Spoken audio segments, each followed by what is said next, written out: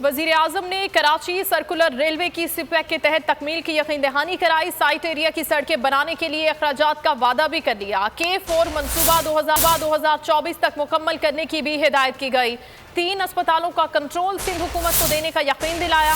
وزیر اعلیٰ ہاؤس میں اجلاس کے دوران مراد علی شاہ نے وزیر اعظم کو اہم منصوبوں سے متعلق تفصیل سے بریف کیا۔ ریڈ اور یلو لائن BRT بسز کے لیے رقم کا 50% فراہم کرنے کی درخواست کر دی۔ کراچی سرکولر ریلوے سی پیک کے تحت بنے گی۔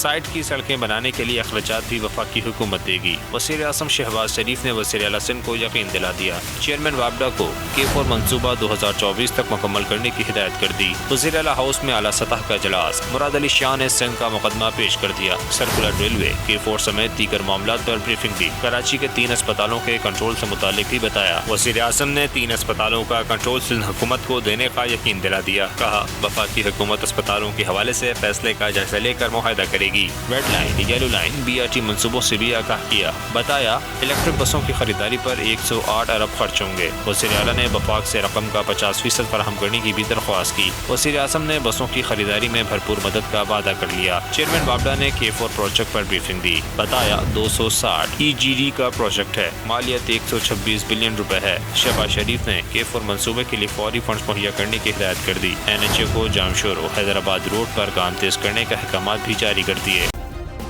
سبسکرائب کریں اور بیل دبائیں تاکہ کوئی خبر رہ نہ جائے۔